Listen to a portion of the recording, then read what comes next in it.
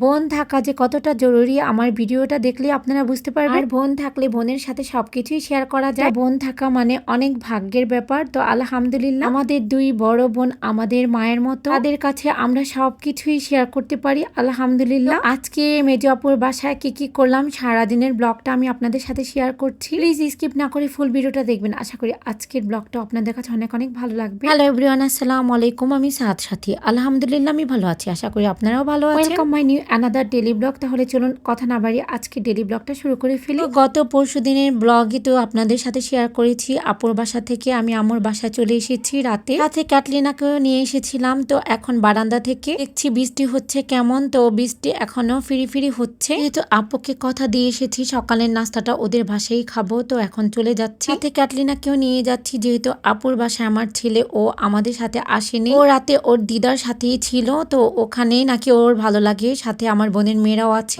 যাই হোক আপুদের বাসায় চলে যাচ্ছি, যেহেতু আপুকে বলে এসেছি সকালের নাস্তা সবাই একসাথে খাবো। এমনিতে অনেক লেট হয়ে গিয়েছে, তো আমার ঘুমাতে একটু লেট হয়ে গিয়েছে, অনেক রাতে ঘুমিয়েছি। সেই দিনটা ছিল শুক্রবার, আর আপনাদের ভাইয়া ও একটা কাজে বাহিরে গিয়েছে। আপনাদের ভাইয়া বলেছে যে একবারে নামাজ পড়ে দুপুরের খাবার খেতে আসবে আপুর বাসায়। তো যাই হোক আমি আপুর বাসায় চলে এসেছি। এসেই দেখি তার রেডি। তো এখানে পরোটা আর ডাল ভাজি আর চিকেন স্যুপ। আলহামদুলিল্লাহ আমি সকালে নাস্তাটা করে নিলাম। এরপরে দেখছি আপু বেরেস্তা ভেজে নিচ্ছে। তো আপুকে বললাম তুমি যাও, আমি এটা করে নিচ্ছি। তো আমার বেরেস্তা ভাজা হয়ে গিয়েছে, এখন আমি তেল ঝরিয়ে বেরেস্তা ভাজাগুলো উঠিয়ে নিচ্ছি। আর আপু আজকে সাসলিক করবে, তো আপুকে বললাম আমি সাসলিকটা রেডি করছি, তুমি অন্য কাজ করো, কোনো সমস্যা নেই। আপু চিকেন গুলো ম্যারিনেট করে দিয়েছে আমাকে, আর সাথে গাজর পেঁয়াজ এগুলো কেটে দিয়েছে। এখন আমি কাঠিতে ভরে এই সাসলিক গুলো রেডি করছি। আর এই তো আমার চিকেন সাসলিক রেডি, আর ডিম ভুনাটাও হয়ে গিয়েছে, আর আপু এখন ভেজে নিবে। আর এই তো ছোট বোন জামাই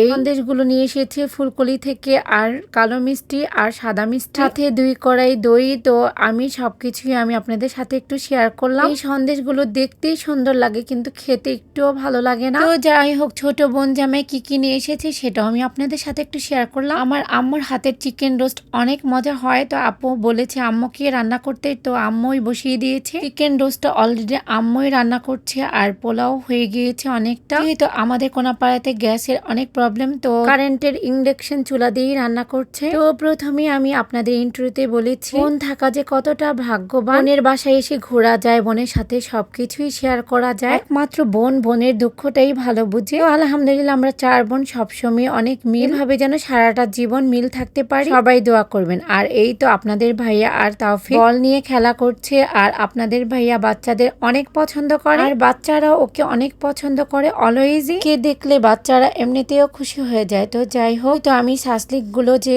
রেডি করেছি, এখন আপু সেগুলো ভেজে নিচ্ছে। আমি কিছুদিন পরে এসে আপুর বাসায় থাকি, আড্ডা দেই। আপু আমাদের জন্য অনেক কিছুই রান্না করে, আপুর হাতের রান্না সবকিছুই অনেক মজা। তো সাসলিক গুলো ভাজা হয়ে গিয়েছে, আর যেহেতু খাবারের টাইম হয়ে গিয়েছে অলরেডি, এখন 2টো বাজে, আর শুক্রবারের দিন নামাজ পড়ে এসে সবারই তো ক্ষুধা লেগে যায়। তো আপু খুব সুন্দর করে টেবিলে খাবারগুলো সাজিয়ে রেখেছে। ওরা নামাজ পড়ে এসে সবকিছুই রেডি পাবে, সে শুধু খেতে বসবে। আর আজকে আপুর খাবারের মেনুতে কি আছে সেটাও আমি আপনাদের সাথে একটু শেয়ার করি। পোলাও, চিংড়ি মাছের মালাইকারি, লেবু, শসা, কাঁচামরিচ, পেঁয়াজ, রোস্ট, ডিমের কোরমা, গরুর মাংস, আর হচ্ছে সাসলিক। তো সবকিছু আপু নিজ হাতে রান্না করেছে, শুধু মুরগির রোস্টটা আম্মুর হাতে বসিয়েছে।